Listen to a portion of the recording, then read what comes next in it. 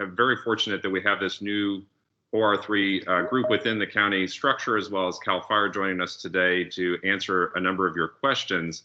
As you know, we're dealing with a lot on the preparedness and resilience side here in Santa Cruz County. We had the fires over the last year, but it's obviously moves beyond that. While today's discussion will be focusing on the fires, there are a lot of other challenges, including in our district last year, where we had a significant amount of storm-related damage, even though there wasn't that many storms, which just goes to show the importance with climate change of a number of these issues that need to be addressed. In fact, I read an article earlier today that was talking about the last 10 years of temperature, and the median temperature in summer has been moving south. So in Philadelphia, the average median temperature is now what it was in Washington, D.C. 10 years ago. In Washington, D.C., it is what it was in Atlanta 10 years ago. And that's not just on the eastern seaboard in the south, that's playing out here in California. So today we're going to be giving a presentation from our OR3 county family, as well as from CAL FIRE, and then we're going to have an opportunity for you to ask questions. We're going to have some slides up that will explain to you not just who is here today on the meeting, but also how you can participate as well. And again, after this recording, assuming that we can get this to work, we'll definitely be posting it up so that if you missed it, or if you know somebody that missed it, we'll be able to provide a link that others can participate. So I'm going to do just a brief introduction of some of those that are going to be participating today. Then I'm going to hand it over to Mark Bisbee. Speaking of Mark Bisbee, he is the interim director of OR3, which is the county's new Office of Response, Recovery, and Resilience. He's also joined by Dave Reed, who is the Recovery and Resilience Senior Analyst, and Lisa Arrett, who is the Emergency Management Senior Analyst. And then we're very fortunate to also have CAL FIRE's Deputy Fire Marshal Nikolai Makowitz with us today, who will also be able to answer your questions and participate. Many of you may know Mark Bisbee. I still call him Chief Bisbee from his time locally as a fire chief. So Chief Bisbee, please, thank you so much for participating today, and I'm going to hand it over to you. Great. Thank you, Supervisor Friend. I appreciate the introduction. And going right into our District 2 community meeting.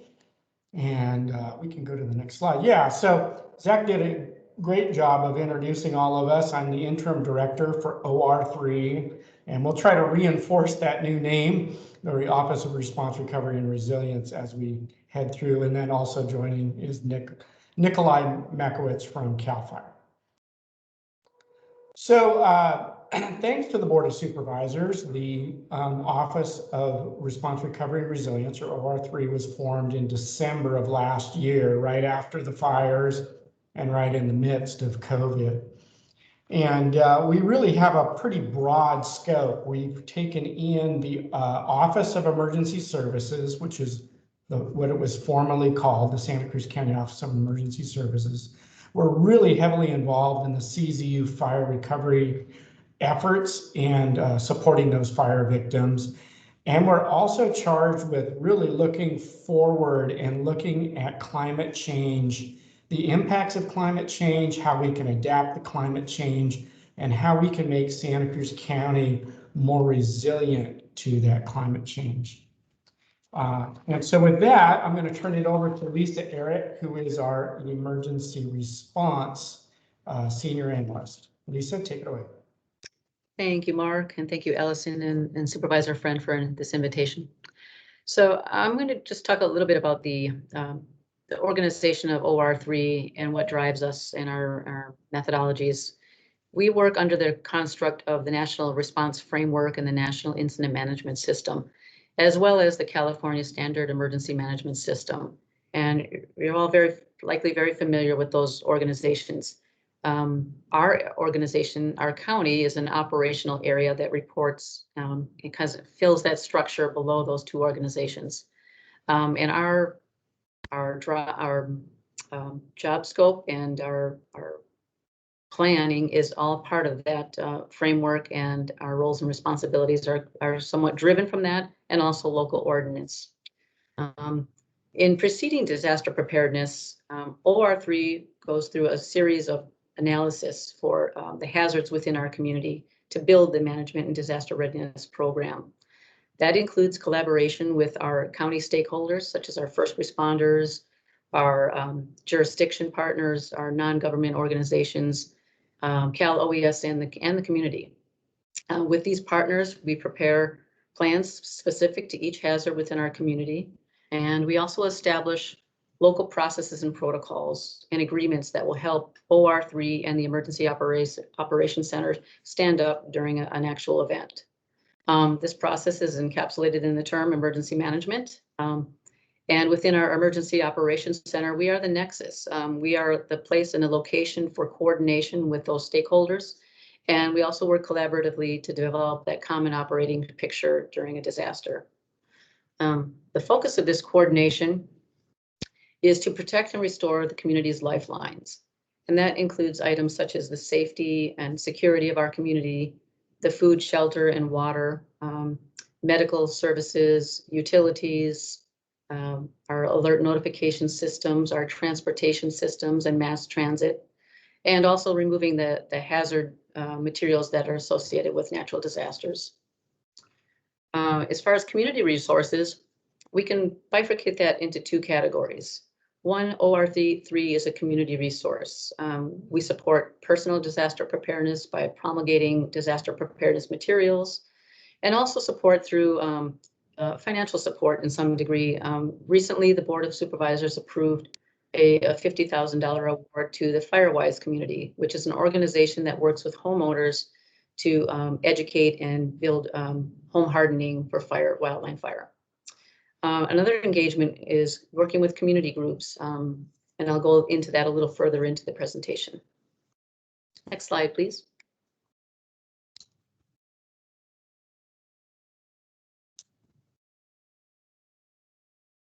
David?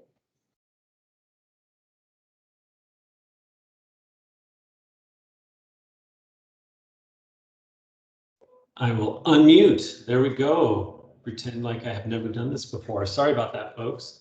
I'll take these next couple slides as the recovery and resilience analyst and just give some folks a flavor of what we're doing in the OR3 as it relates to recovery and resilience. I don't know what just happened there.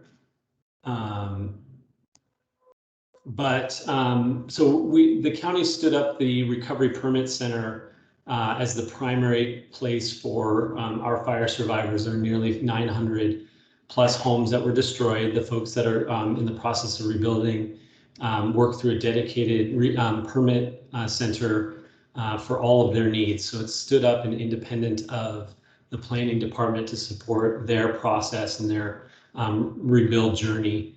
Additionally, we're supporting and the government liaison to the Santa Cruz Long-Term Recovery Group, which is a critical partnership with local organizations to provide recovery support for our survivors in the terms of emotional and mental support, as well as financial support. So as many of you may know or have heard, right, the cost of rebuilding and the cost of lumber, the cost of labor in the construction industry are very high relative to insurance coverage. So there's a lot of folks who have identified gaps in resources. And so the Long-Term Recovery Group will serve as the community's connection to those resources, both local resources that were raised post-fire. The Community Foundation of Santa Cruz County raised nearly $6 million in the aftermath of the CZU fire, and they're holding that money in an account to support fire recovery. And so that's just one portion of the resources that will be available for fire recovery through that Santa Cruz Long-Term Recovery Group. The experience we get in creating and forming that group will inform future disasters as well, hopefully not many anytime soon, but the formation of that will be critical as we move forward into this new normal, whatever it looks like. There's also state and federal resources. So I have been applying for a number of different grants in the hazard mitigation and disaster recovery space. When you are a county that gets declared a disaster like we were last year, certain pots of funding at the state and federal level become more readily accessible. So we're trying to leverage those resources both for fire survivors, but also countywide. There's lots of opportunities to apply for grants countywide. And then obviously just supporting additional community resources for folks in that process, in the rebuild process and the recovery process. To touch a little bit on resilience, we could spend a full hour talking about climate change and resilience and adaptation. But as Mark said, and as Zach said, we are experiencing it now. I would say, you know, 2, 3, 5 years ago, we thought of climate change in the context of sea level rise and what was sea level rise going to do to our community in terms of climate change. But what we recognize now is that climate change impacts our air quality on an annual basis, with fires anywhere basically in the western US. Those winds can blow and bring in poor air quality. Obviously, our fire season this year, due to our low rain over the winter, is much more intense. So we're seeing longer, more intense fire seasons. And so we're in the middle of it. And how do we build a resilient community as well as adapt our infrastructure to meet this new challenge is one of the things that we're working on. The other big piece for me and for the office, all of us, is really looking at the social vulnerability to climate change. And how do we look, not just simply focusing on our infrastructure, our built environment, but also the community members countywide, those most vulnerable to climate change, and what do we do to support them so that we are building resilience not only with our infrastructure, but with our community. And as many of you may know, the state in particular, but the federal, hopefully shortly thereafter, you know, there's going to be a lot of funding to address these issues. And so we want to position ourselves to access those funds to support community and infrastructure resilience and adaptation. And then, as Lisa articulated, we are trying to play a supporting and organizing role in a county-wide, region-wide effort on hazardous fuel reduction. So supporting our Santa Cruz County Fire Safe Council and the development of FireWise communities is another aspect of that resilience that we're trying to build into our community and into the OR3 purview. So I'm going to hand this off back to Lisa. Thank you, David. And to David's point here is community member preparedness and resilience. Any community that faces a disaster, when their community has prepped the rebound and the efficiency of recovery is certainly smoother.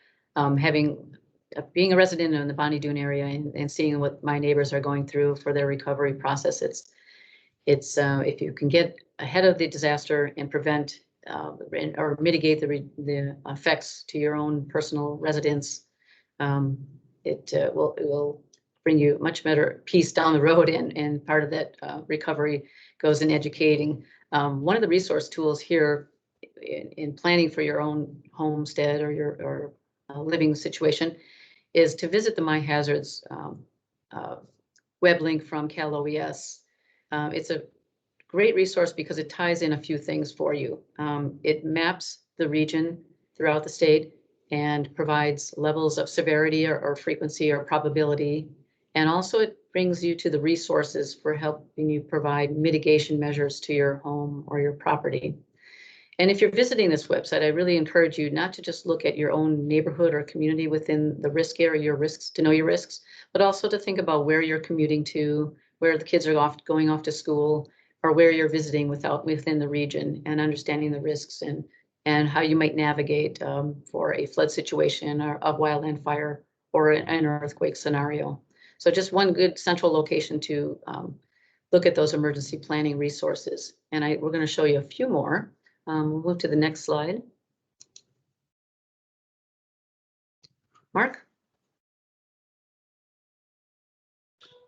Yeah, this slide is where we kick it over to Captain Nikolai Makowitz. So Nikolai, take it away.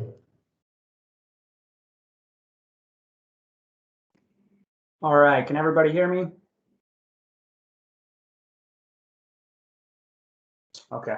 All right, well, my name is Nikolai Mackwitz. I'm one of the deputy fire marshals for the Santa Cruz County Fire Department.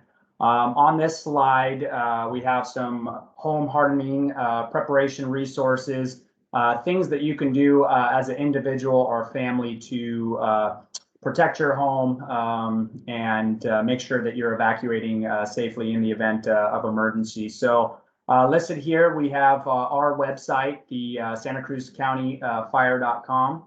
We also have Ready, Set, Go, which is readyforwildfire.org, as well as the Central Fire Protection District. Those are all great resources to be able to continue to learn and how to develop fire-safe communities and what you can do to prepare for an emergency. So we'll head on to the next slide.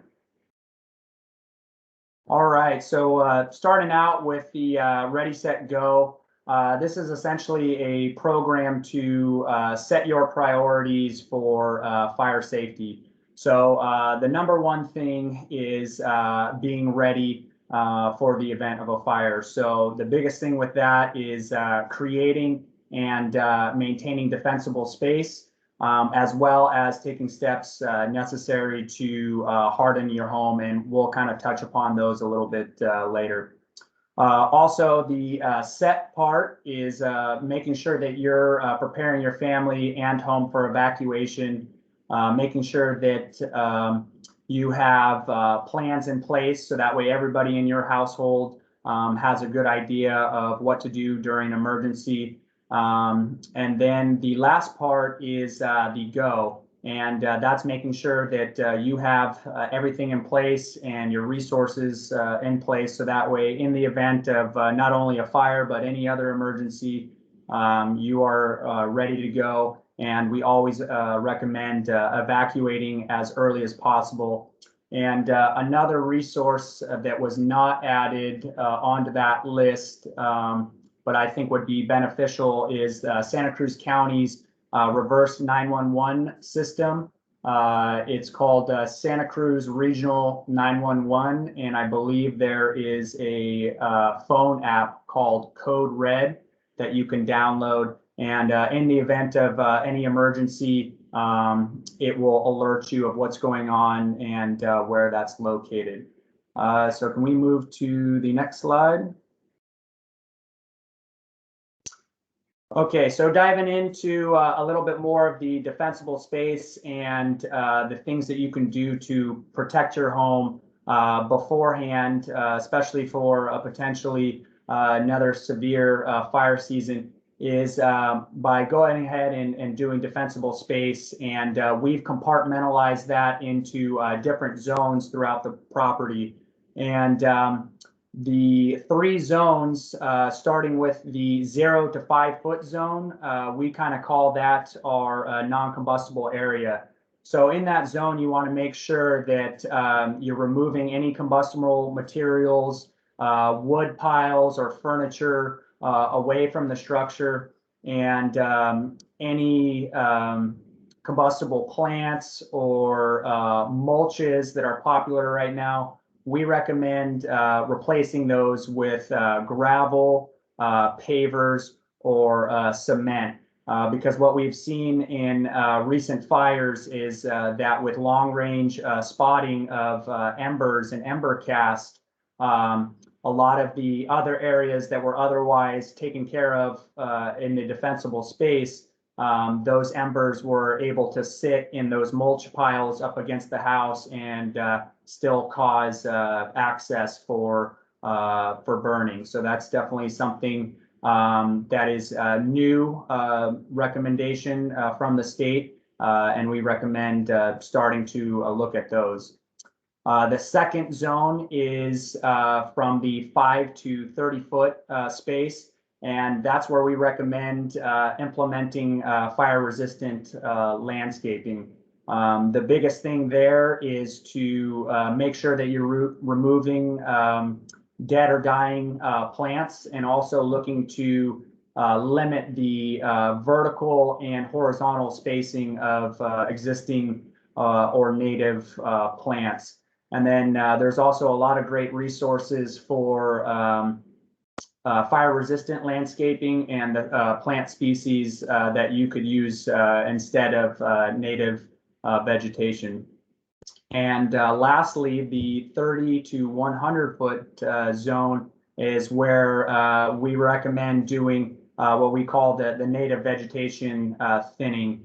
And in that zone, you definitely want to make sure that every summer you're going in and mowing any native grasses down to at least 4 inches. And you also want to make sure you're maintaining the vertical and horizontal spaces. For example, if you are on flat ground, you'd want to make sure that you are spacing any brush 2 times its height. So just making sure that you have enough horizontal space in between to slow down fire spread.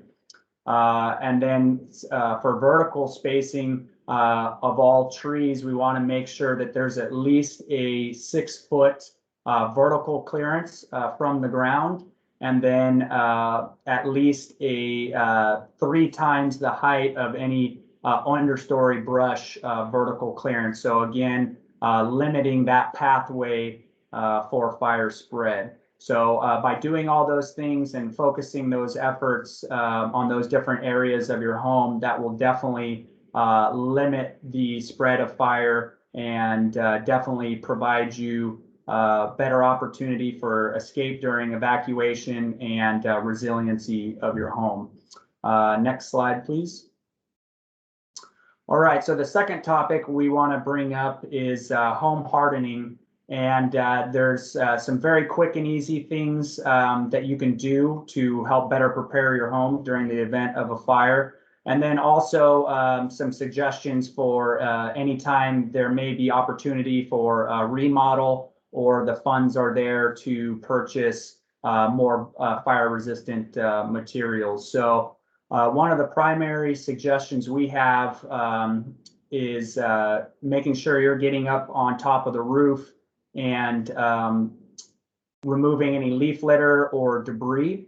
That is a very common place where fire embers can get blown and trap heat and cause additional fire. So definitely making sure that those are cleaned out. That's same goes for rain gutters as well, making sure that you're routinely cleaning those out.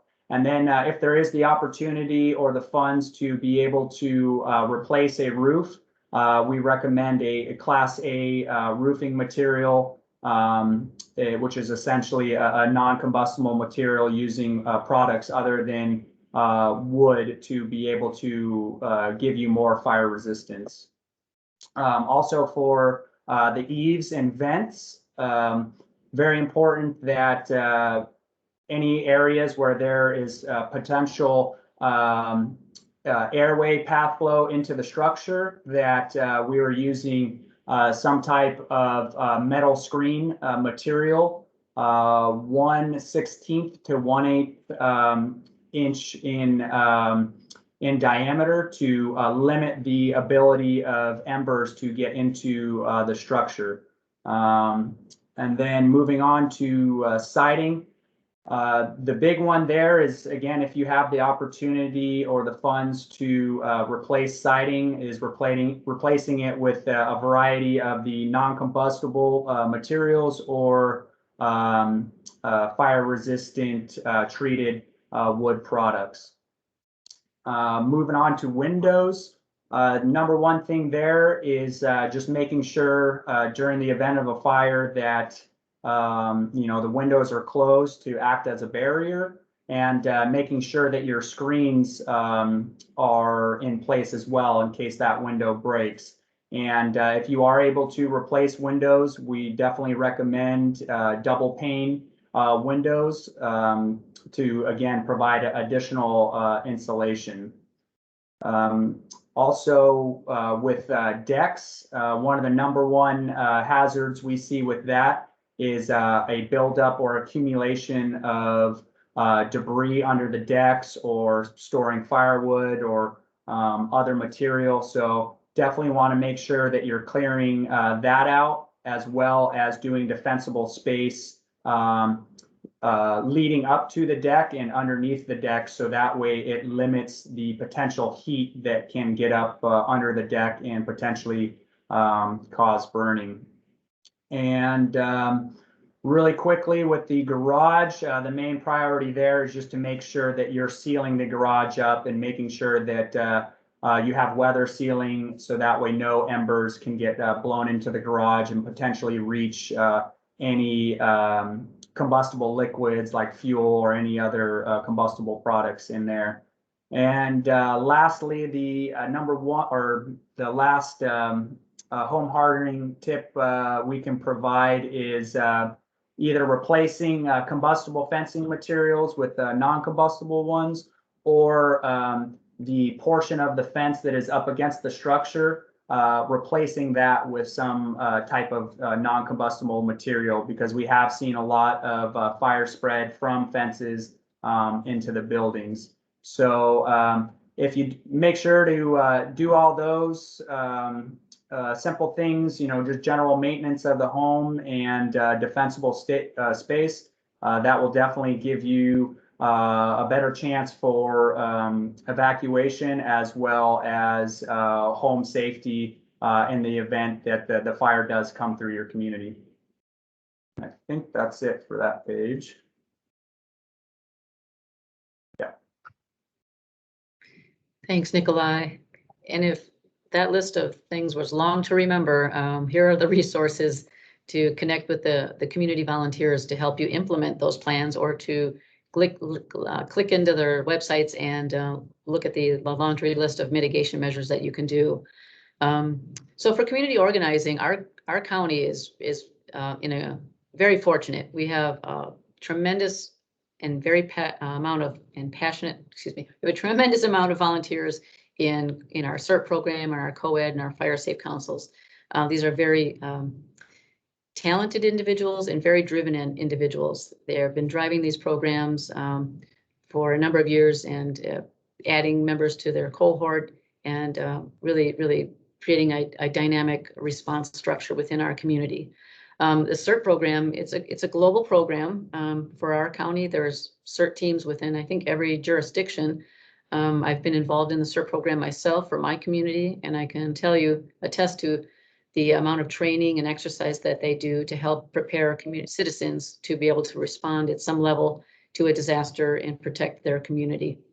Some of the skills, if you're interested in the CERT program, that you will pick up in the course is fire safety, disaster first aid, how to mobilize during a disaster.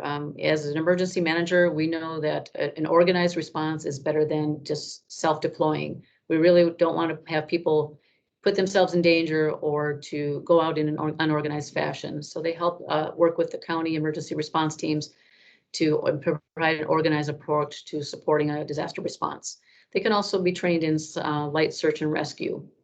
The Santa Cruz County program is very robust. They're continuing to do drills and exercises. Once a member goes through the curriculum, you may find yourself doing a hands-on earthquake drill, or working with people that are playing the role of injured citizens in a disaster, such as an earthquake event, and doing a mass triage, or helping to get people to safety and guidance. In the next group is community organizations active in disaster, co-ed. And traditionally, this is a network of organizations that provide community services that are essential following a disaster. This may include memberships from churches, the local Red Cross shelter chapter, Salvation Army, philanthropic groups, foundations, private industry, independent living centers. The list is quite long, and it's a dynamic team. When a county experiences a disaster, we often, as a government entity, have a limited span of capability, and we cannot fill every need. And this is where co-ed comes in and really provides a tremendous resource to our community. They are really the tissue, the connective tissue to the community, and they have insight and introspect into the needs of their constituents. So they're a tremendous asset. And if you have time to volunteer or participate, CERT and co-ed could always accept new volunteers. For the Fire Council of Santa Cruz, as Nikolai was mentioning, those hardening techniques, the Fire Safe Council's mission is to help educate and mobilize homeowners and property owners in those very measures. And they have a tremendous amount of materials, web resources, and implementing those through the FireWise program and the home hardening guidelines. The Resource Conservation District is also another asset within the county that looks at teaming up with these organizations and also keeping an eye on the climate change and concerns of our community. Next slide, please.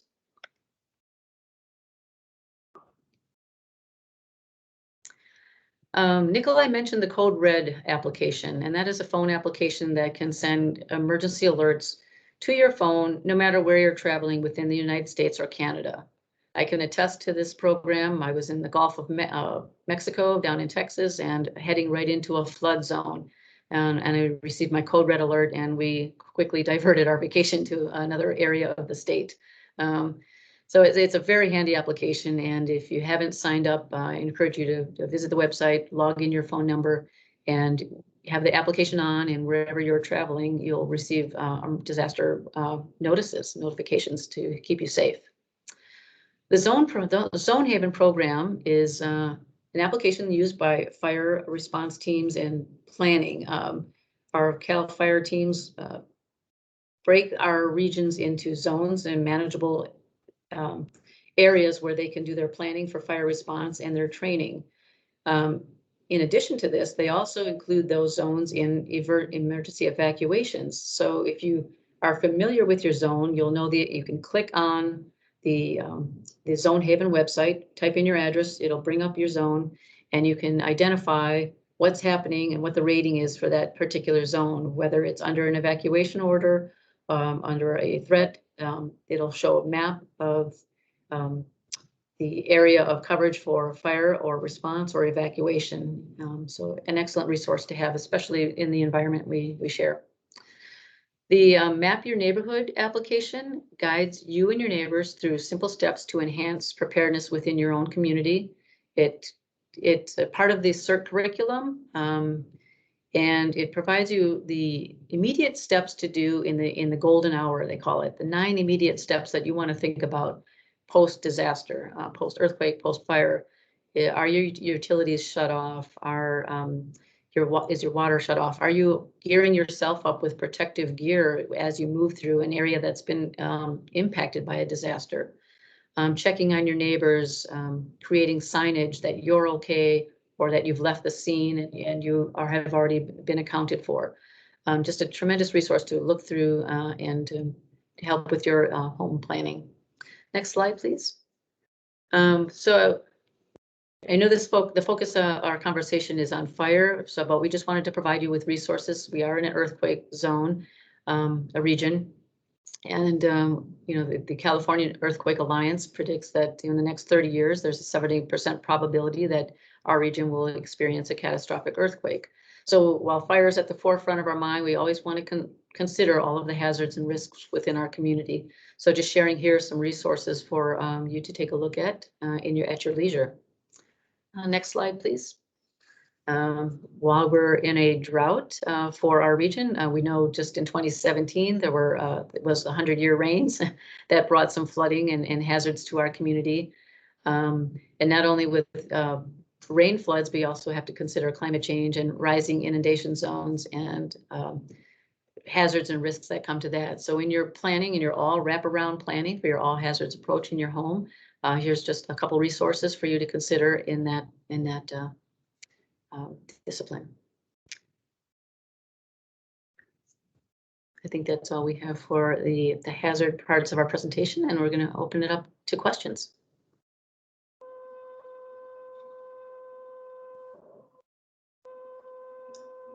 All right, Allison, do you mind taking a second to explain to people how they'd be able to ask questions appropriately? There you go.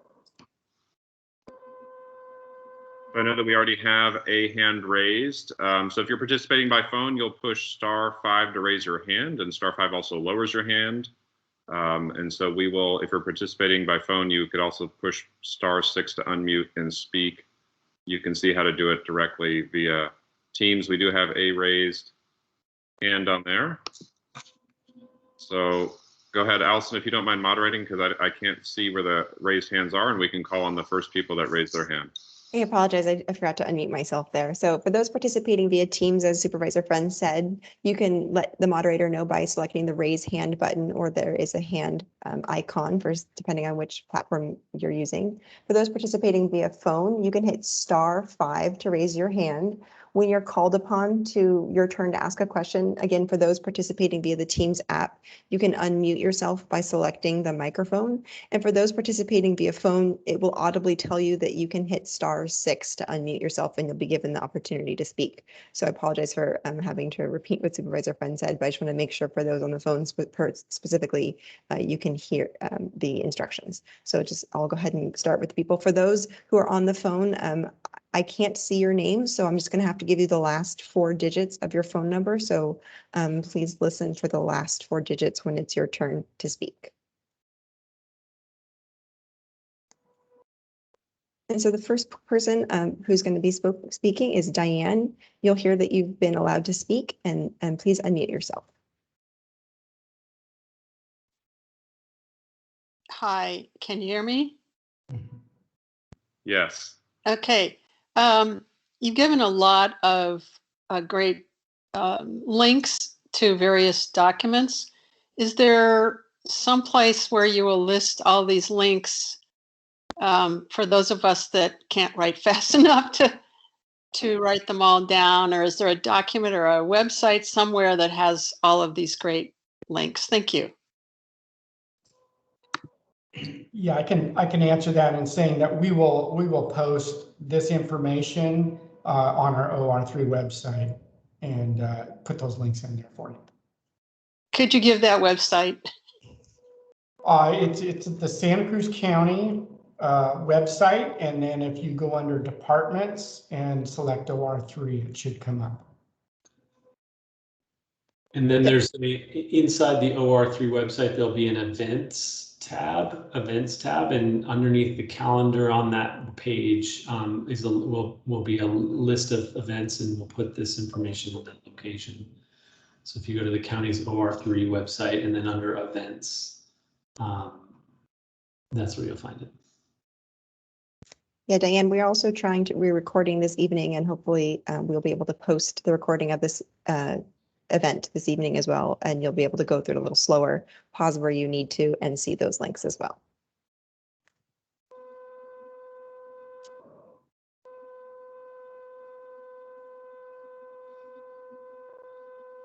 So the next person that's going to be unmuted is a telephone caller. So I apologize, I don't have your name, but it's going to be the person ending in 1321. You should hear that you're unmuted, and you'll have the opportunity to speak.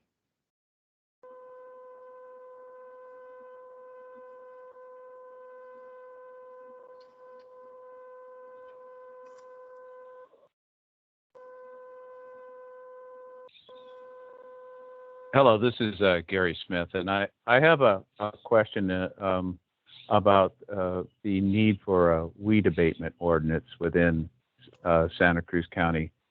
I was checking on some properties that in the neighborhood that I live in that have really a high amount of combustible vegetation. Their one property is owned by somebody out of the area, and they just choose not to take care of it. And I was doing a little follow-up with County Fire about how we could take care of that.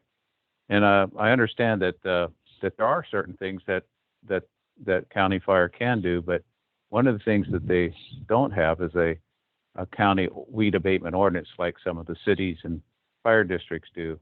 So I was just wondering what the status of that might be as far as the future.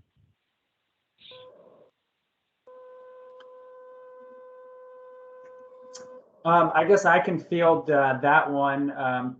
I know there has been discussion of those things. Unfortunately, Chief Larkin, who was supposed to be on this meeting today, could not be available, and we will definitely approach that topic with him. And any fire-related questions that do come up that I'm unable to answer, we will definitely compile a list and try and get more specific answers for those and post those onto the website in relation to this meeting. So for that one, I don't have anything set and specific, but definitely willing to look into that further and start that discussion with Chief Larkin.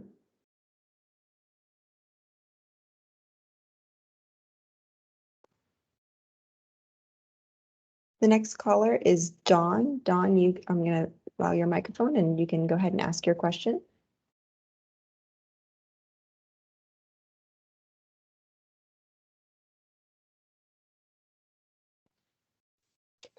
Hi, thank you. My name is Dawn. I have two questions. I have a synthetic deck. Do I need to look at that the same way as if it was a wood deck, or will it not burn as much? And second question is, I have a lot of mature oak trees that are next to my house that are on county property. What can I do to get those trimmed up, etc., other than paying for it myself? Thank you. Okay, well, let's start with the deck portion of the question.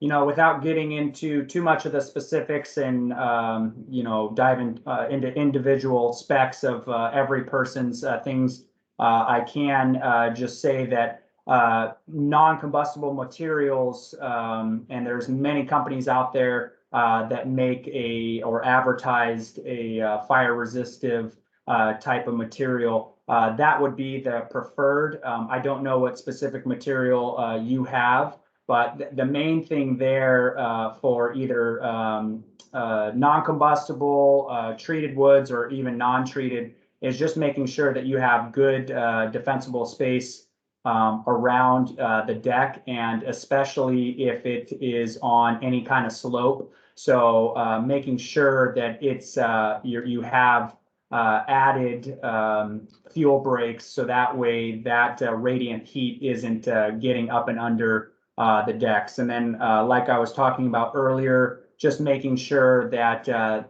those decks are being cleared out of any combustible storage or vegetation, debris, and buildup. You know, the cleaner those can be under there, the much less opportunity for heat and embers to build up. So without diving into the specifics, I think that's the number one recommendation I can give to anybody with concerns over their decks. And then could you repeat the last part or the second part of the question? Yes, pardon me. I have a lot of mature oak trees that are on county property that board my property, and I was wondering, other than I paying for a tree trimmer, what is the county going to do about that to mitigate fire at my house? It would be helpful to know if that county, what type of county property is that? Is that parks property, or is that? No, it's a street. I live in a residential neighborhood. And the creek is owned by the county, or? No, the trees are on county property, on the county right of way, but they hang over my property, and they're very dense and close together, and they're not trimmed down low enough in some cases. So just for clarity, I think this is a good point to make. The county does have a responsibility to maintain the road right of way, certainly for visual safety of the motoring public, as well as mowing in hazardous tree issues. So if a tree is leaning over a county maintained road, the county generally will get out and remove the tree. However, the trees that reside within the county right of way are not specifically managed by Public Works in the county. So they are, generally speaking, the responsibility of the property owner adjacent to the right of way. So this comes up frequently in neighborhoods like Fairway that has a lot of eucalyptus trees, or Porter Gulch, or other locations where the road right-of-way may extend beyond the edge of pavement, and folks consider that the tree maintenance responsibility to be the county's. But generally speaking, we unfortunately don't have the resources to maintain every tree that's within the road right-of-way. So we only respond generally to trees that pose an imminent hazard, as if they're leaning over the road right-of-way and threaten to fall and obstruct the motoring public. So it's certainly a case-by-case and specific question to your property, but that's just a general rule in terms of how Public Works views the maintenance of trees along road right-of-ways in the county.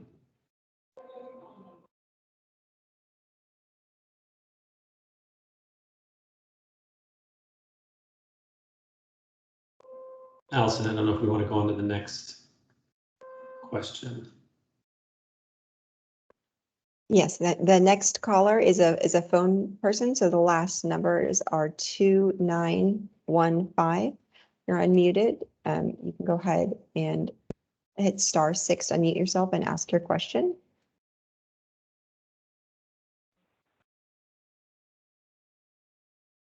Hello, can you hear me? Hello? Yes, please go ahead. Thank you. My name is Becky Steinbrunner. I live in rural Aptos, adjacent to the Forest of Nicene Marks, which butts up to the SoCal State Demonstration Forest. That's one of my questions, but I have another. I'll state the first one, and it is for CAL FIRE. What is the plan to evacuate Nicene Mark State Park and the SoCal State Demonstration Forest in the event of a wildland fire? My second question, go ahead, please. Okay, well, I'll start with that one. And again, unfortunately, I will have to defer to Chief Larkin and some of our upper management that has more specific details on any plans for that and those evacuations. So I will definitely take note of that question and make sure that they see this and correspond with you later. Thank you. Would that come in an email to me or via telephone call? How would I receive that information? As far as this community group meeting goes, I don't know what the best route would be to disseminate information. Does anybody have any suggestions for that? Sure, we'll post the contact information for Mark, Lisa, myself, and Chief Larkin, our contact information at the end. And you guys can take that down. And if there's an email that you want to send to any one of us, that might be the best way to ask those specific questions of Chief Larkin or the office, the OR3 office. Okay, thank you. I can do that. My second question regards Code Red evacuation notices. My community recently had an evacuation drill, and one question from my neighbor was, well, what number would show up on my telephone to identify that it is a Code Red evacuation? Many people screen their calls, and if it's an unfamiliar number, they may not pay attention to the call or whatever. So that's my question. How would a Code Red evacuation notice show up on a telephone identification screen? I could take that one. So several jurisdictions have access to use the Code Red system. And whether you apply just for that phone alert notification on your phone or others, there's not always a certainty of what that number will be described at because the different jurisdictions that may be sending the message. It could come from the county level, it could come from the city level.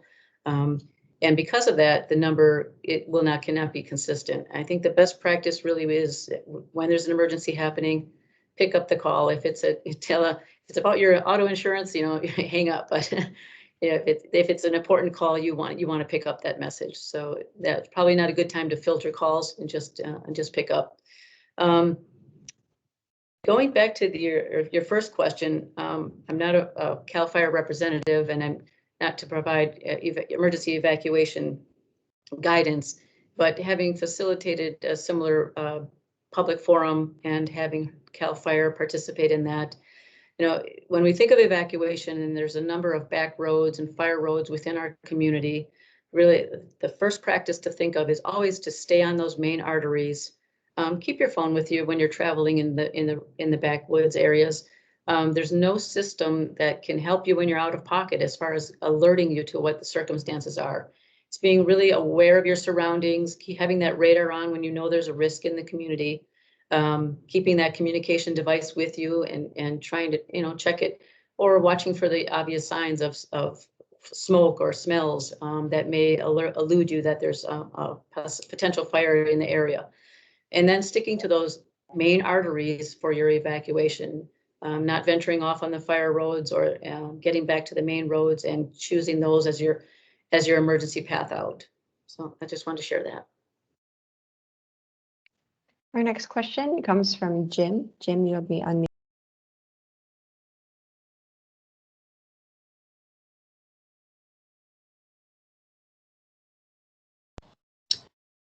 Yes, I was wondering if Aries has a role in the community response.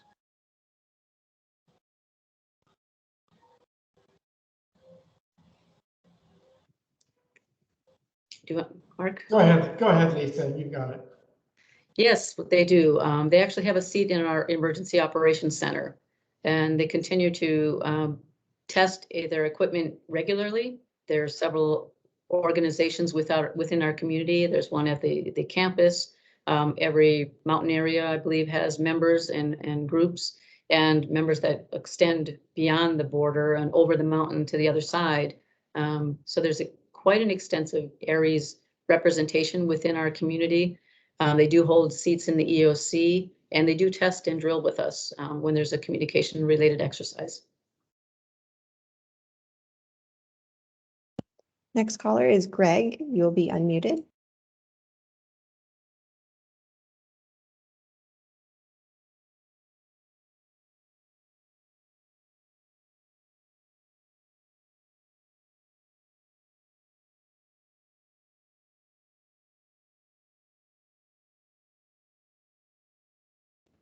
Greg R., your microphone is available if you'd like to unmute and ask your question.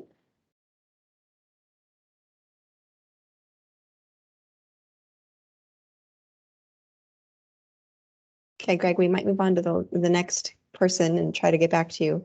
We are just at time here, so we're going to try to get to these last two questions, and then we will have to wrap up here. So we're going to move on to the next person. And Greg, if you get a chance to unmute yourself, I'm going to leave your microphone available.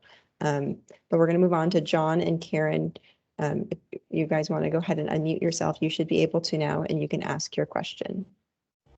Hi, this is John Hibble, and I'm concerned about the railroad right-of-way because it's heavily overgrown, especially since it hasn't been used for some time. It belongs to the Transportation Commission technically. I've asked the question several times, and it's come up that they're seeking grants to deal with it. But that's not a very good response considering that it hasn't been dealt with in quite some time. And if you go down Sumner Drive and you can imagine a fire starting anywhere along that railroad, everybody would be in serious trouble. Also, there's the area that's, I'm not sure who owns it now, the area up behind the school off of Pinehurst. And I'm just curious about areas like that, which could be devastating for our community if they caught fire, but there doesn't seem to be any effort to get those cleared or at least under control. Thanks. I can touch a little bit on some of those elements inside the urban services line. So as most of you probably know, Aptos La Selva and Central Fire merged this past year. So we have a a single fire district that encompasses the urban part of the 1st and 2nd Supervisorial District. And Marco Mack is the fire marshal for Central Fire, and he's been reaching out to our office as well as to community members to identify neighborhood scale programs to reduce fuel reduction, to do hazardous fuel reduction. So we can certainly connect with Marco and the Regional Transportation Commission around strategies inside the Central Fire Protection District along that rail corridor. So appreciate that heads up, and certainly willing to engage with Marco on some of those strategies to see what we can do and what resources we might be able to bring to bear to help address some of the concerns that you've raised.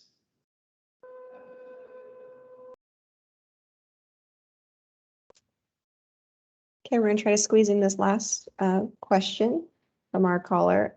Allison, you are going to be unmuted and go ahead. You can be able to unmute yourself and ask your question. Hi.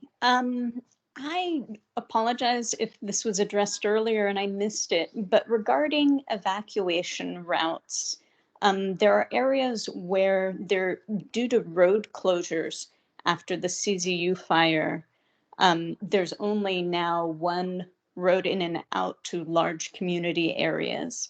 And I was wondering, how is that being addressed by the county or appropriate authorities for being able to open up some of the roads that are closed if they're needed for an evacuation situation?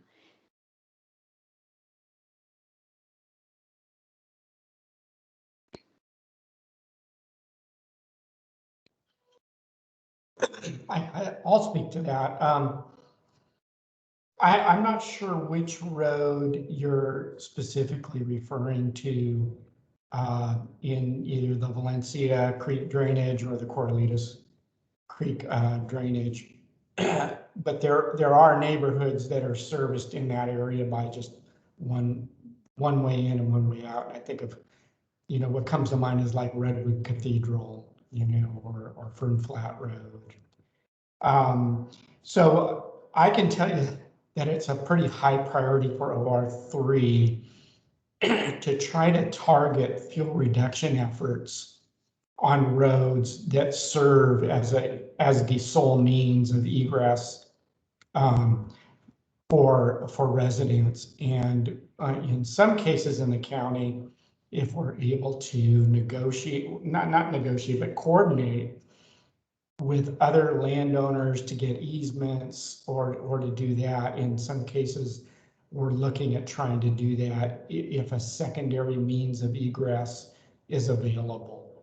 So number one is to keep those areas open and put shaded fuel breaks in there as we can. And number two would be, if it's possible to develop a secondary means of egress, we would be willing to look at that, because those are high priorities, is to get people out, and then of course to be able to get fire suppression equipment in.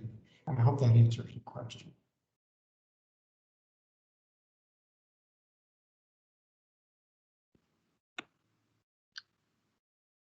So thank you, Chief Bisbee, and everybody else that participated on this. As a reminder, this has been recorded, and so it will be posted on the OR3 website. For those of you that are able to view this online right now, there is the contact information that was committed for those that are on the phone.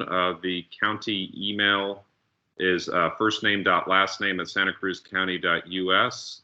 So for all the speakers today, for Mark, Lisa, and Dave, that's what their address is. And for Chief Larkin, it's ian.larkin@fire.ca.gov, and an appreciation of the Deputy Fire Marshal for coming in today. Did a great job for answering. And I know that this went by quickly, but a lot of this information, I think a lot of this is a reminder of what's available online, and also a reminder of how each of us have a responsibility of not just protecting our own homes, but the work we do will impact the safety of those that live near us, as well as to the work that your neighbors do can keep your home safe. You need to have defensible space. Your neighbors, when they do it, are actually keeping you safe as well. And you can just think about, similar to the pandemic, that some of the work that you were doing was keeping a neighbor safe, so too is not only you keeping your own home safe with some of this work, but you're also keeping your neighbors safe as well. So we have a shared responsibility as we live in an area that's prone to natural disasters, be it fire, floods, and earthquakes, and pretty common as they are such, that we have a responsibility. And the covenant is that we need your help in local government, and the fire service needs your help too. We absolutely cannot do this on our own. And so we appreciate that you're taking that empowerment capability. If you have any other questions, we provided our contact information up there, but thank you all very much. Thanks for participating.